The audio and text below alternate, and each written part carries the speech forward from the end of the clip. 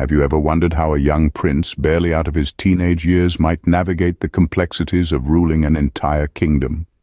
This is the story of Prince Eberhard, who embarked on a mission to learn the state of his father's kingdom, Geierland, and returned with wisdom beyond his years. Prince Eberhard traveled the length and breadth of Geierland, visiting both the noble duke and the humble commoner. His mission was to understand the experiences of his subjects, to gauge the prosperity and challenges across the realm. Farming villages to the bustling squares of the market towns, Prince Eberhard witnessed the everyday lives of his people. After 6 months of observation and interaction, the prince returned to Newcastle, his findings in hand. His report was comprehensive, offering a unique perspective on the state of the kingdom. From areas of prosperity to those in need of improvement, Prince Eberhard had pondered deeply on potential solutions. His father, King Hinnerich, was pleased. The wisdom and foresight displayed by his son in his report were beyond his 20 years. The king, impressed by his son's findings, called in his court officers and officials to discuss the future prosperity of Geierland. It was far from over. After a fortnight at Newcastle, the prince bid farewell to his parents and set off for his homeland, Freyland. The journey back was a stirring reminder of his past triumph fresh in his mind. With the help of 2 loyal knights, Sir Norwood and Sir Chadwick, Prince Eberhard had transformed the dragon's lair into Freyland and the dragon castle into Hessen Castle. As he approached the once abandoned inn that now bustled with activity, people stopped, bowed, and cheered. The sight of their prince, his coat blazoned with the golden boar's head on a blue background, filled them with pride. The prince rode on, finally reaching his home, Hessen Castle. The sight of the castle, standing tall and proud, was a testament to his journey, his triumphs, and the prosperity he brought to Eberhard's journey was one of growth and learning. His dedication to understanding his kingdom and its people led to a comprehensive report that would shape the future of Geierland. His actions not only displayed his wisdom but also laid the foundation for the prosperity of his kingdom. A young prince, indeed, but his actions and accomplishments tell the tale of a wise and thoughtful ruler. In the grandeur of the Great Hall and throughout the city of Hessen Castle, while the people celebrate their new prince, a sense of urgency pervades the room as the door to the library creaks open. Prince Eberhard, a figure of royalty and power, steps into the room, his cloak billowing behind him. In his company are 2 knights, Sir Norwood the younger, full of vigour and ambition, and Sir Chadwick the elder, whose wisdom is etched deeply into the lines on his face. The prince, poised and determined, withdraws a set of documents from his pouch, spreading them across the ebony table. His knights lean in, their eyes scanning the parchment. The silence is broken by the disbelief in Sir Norwood's voice. "This cannot be true," he exclaims. "I've never heard of anything like this."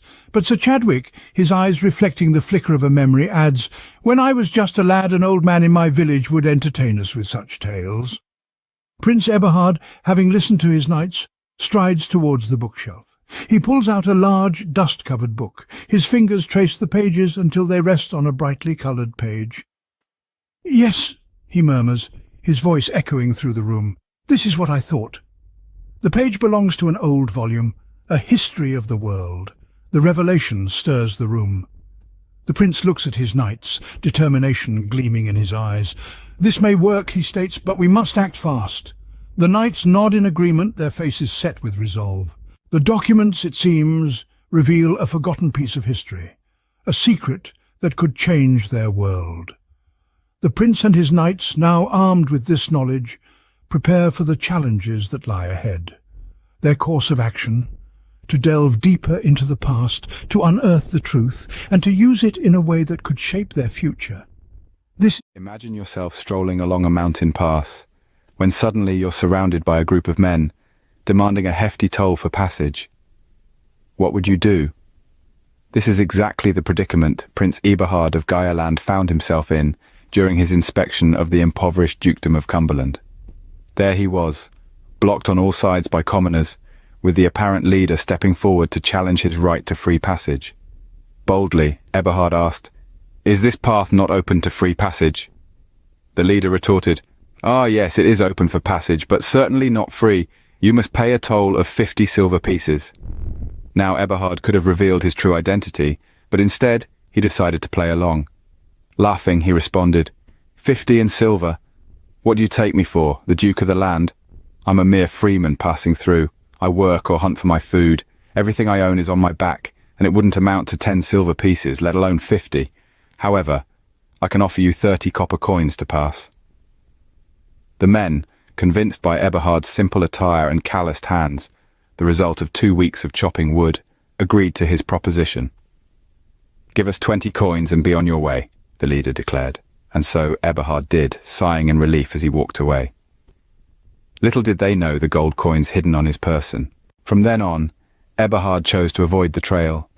Instead, he hiked the cliffs, steering clear of potential encounters. His time alone allowed him to observe the land, formulating plans to uplift the people of Cumberland.